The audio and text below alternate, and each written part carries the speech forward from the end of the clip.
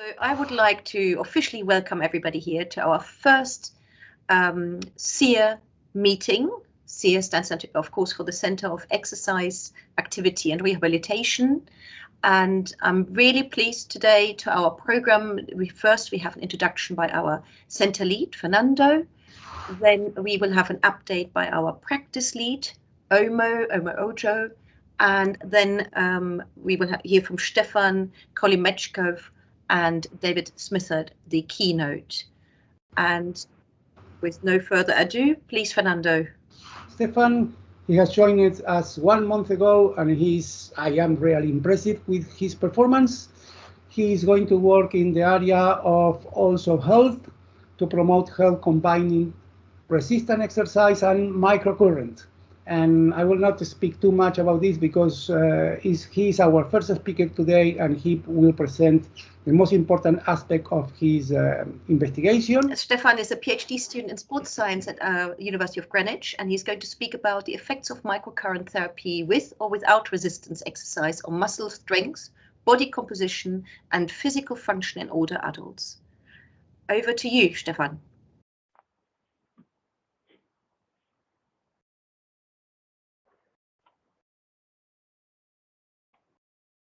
Can you see my presentation now? Yes, we can. Thank you very much.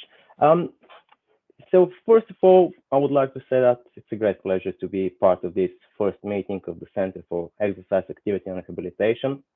And I would outline the PhD project that I'll be working on for the next few years here at the University of Greenwich. And I'm fortunate to have a supervisory team which is very experienced in this field, and I'm looking forward to be working with them and learning from them for the next few years. And for those who don't know me, a very quick introduction about my interests and background.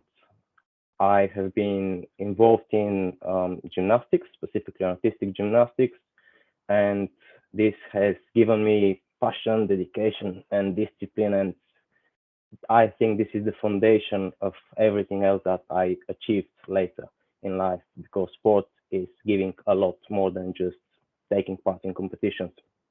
I outlined here some of my achievements on the left side, and then in terms of educational background, I graduated from the National Sports Academy, which is in Bulgaria. That's my home country. I completed my bachelor's degree in sports and physical education, 2 majors, in 2011. And then the next year, I did a master's degree in physical education. That was in 2012. And then between 2015 and 2018, I also did a PhD in physical education. And my PhD thesis at that time, it looked on the health-related biomarkers of physical fitness in primary school children who were engaged in artistic gymnastics. And I had the opportunity to go around the world to present some of our research in some international conferences, including the BATIS conference here in the UK and European College of Sports Science, as well as the American College of Sports Medicine, the virtual annual conference this year. So it was a great experience. I really enjoyed it. And I have to say that my supervisors who are on this slide, they have really given me a lot of motivation and support. That's Associate Professor Lubomir Petrov on the left side and Professor Alexandrova. Apart from this, my working experience has been in the field of coaching. I am fortunate enough to have worked with hundreds of children. I was coaching in Bulgaria for 5 years in one of the biggest sports clubs called Levski, and also I have been coaching here in the United Kingdom. First, I was coaching for a club, and then I built my own personal training business in yoga and gymnastics. As you can see, my background is all around gymnastics, and it kind of shifted through looking at the effects and the benefits of doing gymnastics. And then the last few years, it's really shifted towards how I can use gymnastics and resistant exercises to improve health and well-being. not just my health and well-being, but everyone else's. And something that we have in common is aging. Everyone is aging. So the big question that really excites me and has been my motivation is, can we slow down the aging process? And it has been, there were lots of published articles on this. We know that through exercises, we can actually improve our lifespan. And therefore, I decided to use my free time in line with my long-term and short-term goals to actually work in this field and try to learn more about it. And I decided to do a second PhD, and that's where the University of Greenwich ticked all of the boxes with this project on microcurrent and resistance exercise. And then I applied for this project and was accepted, and that's why I'm here today. But it was a quite interesting study that really fascinated me, that was produced by Professor David and his colleagues. In 2020, they published an article in which they looked at people who were admitted to acute frailty and medical wards in hospitals. And they looked at these people, and a staggering 91% of these people actually had one of these 4 conditions. So with increased age, they had either increased degree of sarcopenia, frailty, undernutrition, or problems swallowing food.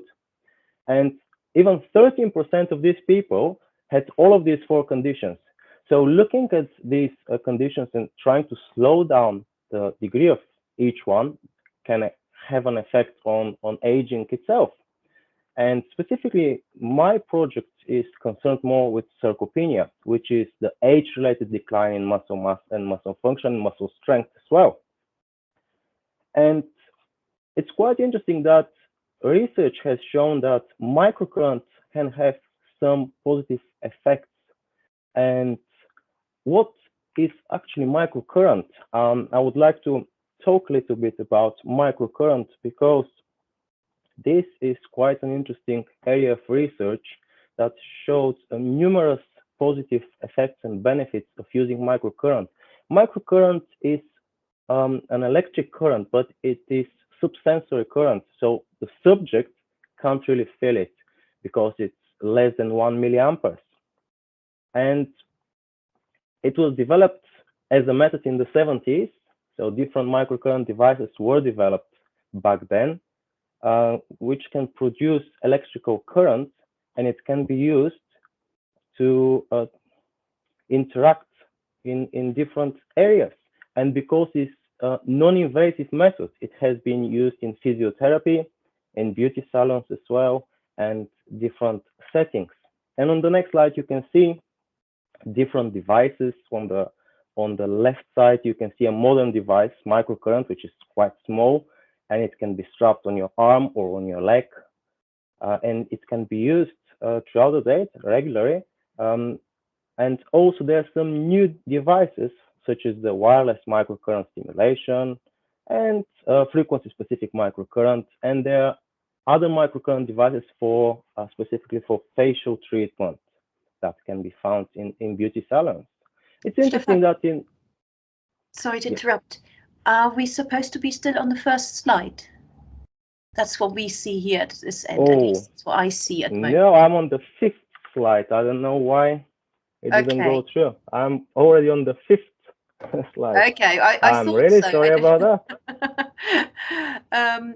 Do you want me to otherwise share the screen for now? And then... Yes, please. That's it. Yeah. So I should could share it. That will be great.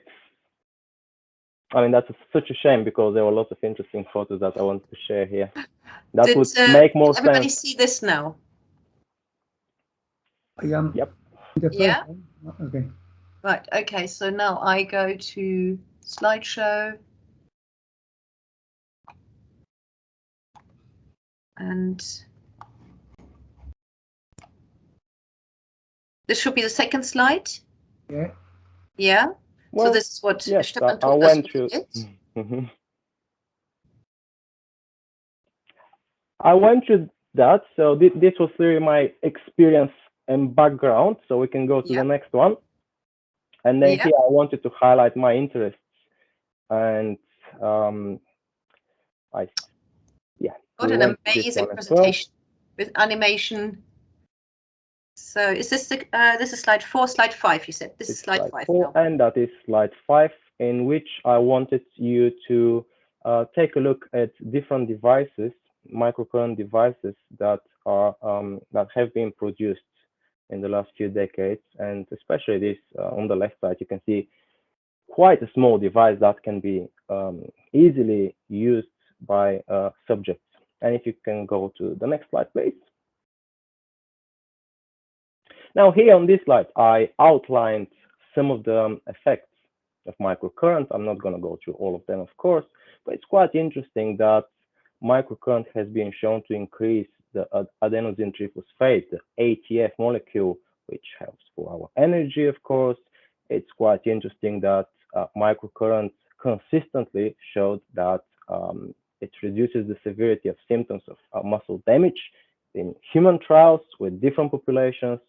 And in animals, it was suggested to facilitate the regeneration of injured skeletal muscles. And therefore, in the future, it can become an effective non-invasive therapy for recovering muscle atrophy.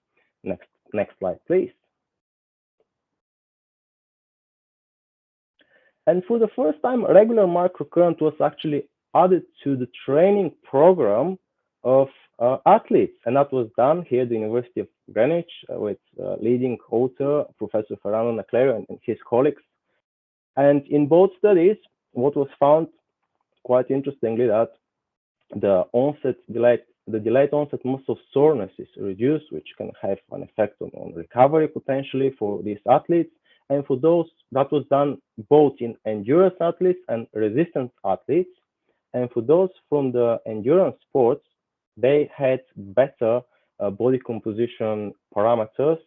And those from the resistance sport, they had maximized muscular architecture. So these are quite important findings, which were published in the last few years. Next slide, please.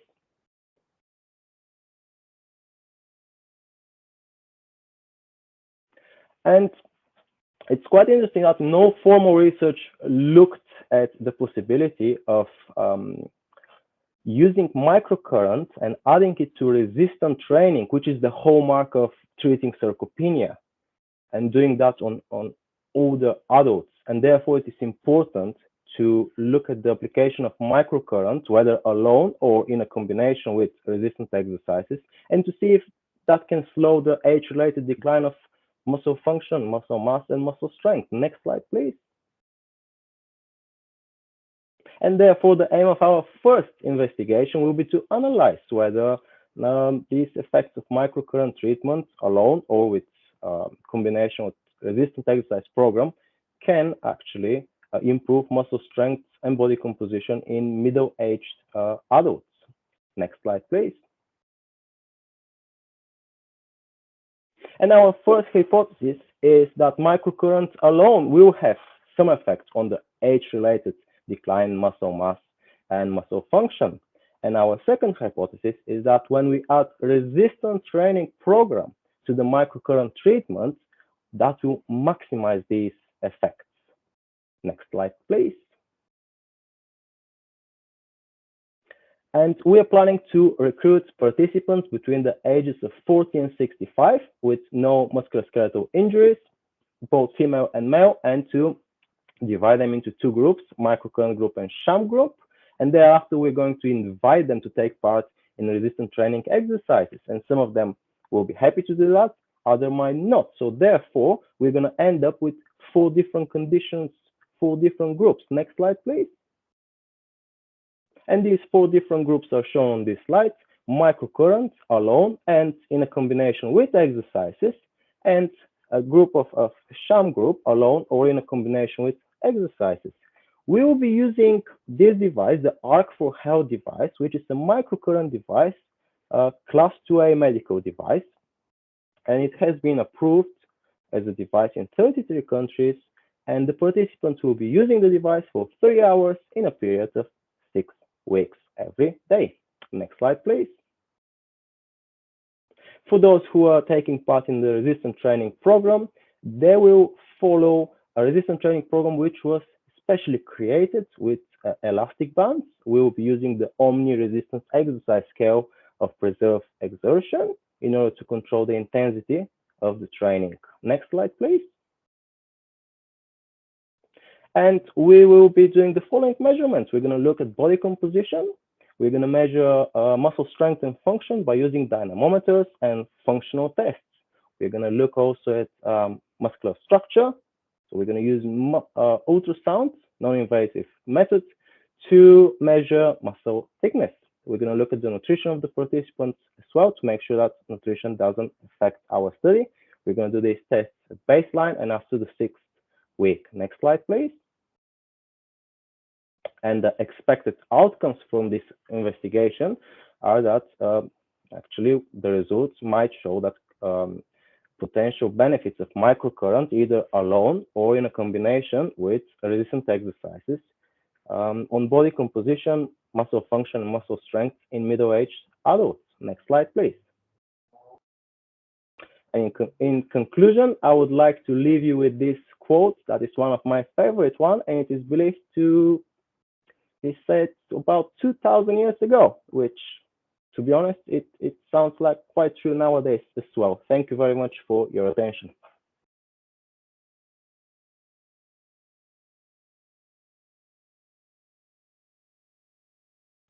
Stefan, thank you very much. This was really interesting.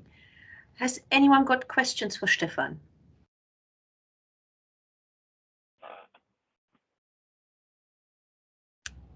Well, oh, David? Yeah, it's more of a comment, really. In swallowing and in healthcare generally, we're not using microcurrents, but we are using electricity. And it's interesting how medicine and a lot of things go around in circles, because although they call it different things now, it's been happening since the 1940s or 1930s, and I forgot what it was called, Faradism, back in the early days. And now we're using muscle stimulation for large muscles, but also in swallowing as well. And we have two different systems called VitalStim and AmpCare, which stimulate the hyoid muscles to help with, in theory, swallowing recovery. So it's very interesting to see the different amounts of electricity, but I guess the principles are roughly the same, of sort of helping muscle contraction and generating sarcomeres, etc. So very interesting. Not a question, sorry, more of a comment. Absolutely, I agree with that. Very interesting area. Stefan, and once again, apologies for the presentation. That's why you sent a safety copy over to me. Just for me, I mean, I know need TENS machines from, well, you know, having had a child as well as injuries. Is a TENS machine as well working with a microcurrent? Is this now electricity? I'm sort of. So this is the whole umbrella is electrotherapy, but the TENS machines are different than microcurrent because microcurrent uses electricity, but in very, very small amounts of electricity. The whole idea of microcurrent is really to mimic the bioelectrical current of our body. So we can't really feel it. That's the difference. Are you looking at, or with your project as well, at the neuroscience of this? Are you looking at that dimension at all? I mean, it's maybe a conversation for another time, but I remember there was a research fellow, she also looked at microcurrents and neuroscience and how basically you can sort of build up muscle power with this, muscle strength. I believe so, because we're going to measure different parameters such as muscle strength on different upper body and lower body. So we're going to look for changes in muscle strength and muscle parameters. So, yeah. And my very last question would be, because I've been working and researching with older people, I thought it was interesting how you said you would like, I mean, of course, aging starts in the moment we are born. So, you know, you talk now about middle-aged adults, so you go from 40 to 65. Why 65? It's the whole idea really was to divide the interventions. And our first intervention is going to look at middle-aged adults, and our second intervention is planned to work with older adults above 65. I see. There's a follow-up. Okay. Yes. Yeah. Mark has just come up. I think you have a question too, Mark. Yeah, it was just to clarify the process of microcurrent, really, because I thought it was more about, it's not about stimulation of the muscle, it's more about recovery, isn't it, of the muscle and encouraging it to recover. It has been shown that it improves recovery. It has been shown that it increases the adenosine triphosphate. So there are different effects, and there's still research ongoing in this area. Okay. But it doesn't stimulate the muscle. Is it? No, because we can't feel it, and there is no contraction of the muscle. And that's a big difference between that and a TENS machine or any other muscle stimulation, electrical stimulation machine. Yes. Yeah. Correct. Yeah. Okay, I see. With my question, I probably caused some confusion there. Thank you, Mark. Sorry, can I come in? Yes, please. The microcurrent is less than 1 milliamperes, so it's a subsensory current that is impossible to feel for the human body because it's below the threshold, and therefore that is because it's relatively easy to do research, uses JAM, because people will feel nothing regardless if they are using the treatment or they are using the JAM that transmit nothing. And Mark's intervention is really very appropriate because we improve the ability of the cells to easily to recover the stability of the membrane, and this impact mainly on recovery, but also can we be an stimulus to optimize the train and intervention. Yes, the detail is this: the strength on the current is very, very, very low that the human body is unable to detect. But it still works to improve the cell stability and efficiency.